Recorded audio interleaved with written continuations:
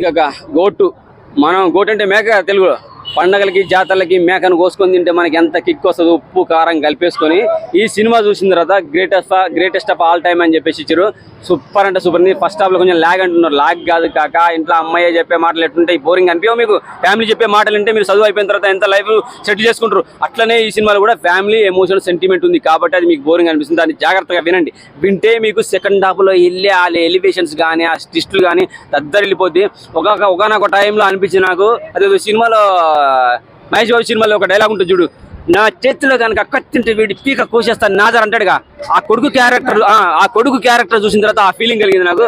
నా చేతిలో కనుక కత్తింటే వీడి పీక కోసేయాలనే ఫీలింగ్ కలిగింది అనమాట. ఎందుకంటే తండ్రికే ఆపోజిట్ గా మాట్లాడేంత కొడుకు ఎదిగిండ అప్పుడే. ఆ బచ్చా నా కొడుకు వాడు అంత డైరెక్ట్ గా అసలు వెంకట ప్రభు రాయటం కూడా నిజంగా గ్రేట్ అనుకోవాలి.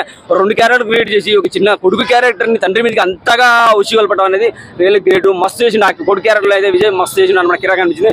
అలాగే స్నేహ గారు చాలా రోజుల తర్వాత మనకి సినిమాలో కనపడరు, మంచిగా అనిపించింది. అలాగే మన జిమ్ సినిమా హీరో కనపడ్డాడు ప్రశాంత్ గారు, సూపర్ గా అనిపించింది, మస్తు అనిపించింది. ఆయనకు కూడా ఇంకొంచెం బాడీ స్లిమ్ గా ఉండి గట్టిగా ఫైటింగ్ పెడితే బాగుండే అనిపించింది.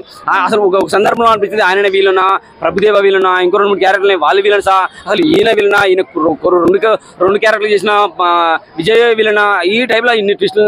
సెకండ్ హాఫ్ అయితే బీజిఎం తో అదిరిపోయింది కాక కిర్రాక్ అనిపిస్తుంది.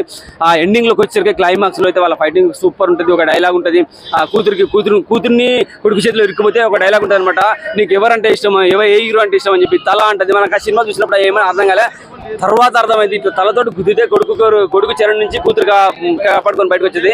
కిర్రాక్ ఉంది. ఆ ఫైటింగ్ అయితే చాలా బాగా అనిపించేస్తుంది. ఇక సినిమాకి సంబంధించి విజయ్ గారి యాక్టింగ్, తండ్రి క్యారెక్టర్ కన్నా విజయ్ గారి కొడుకు క్యారెక్టర్ బాగా అనిపిస్తుంది.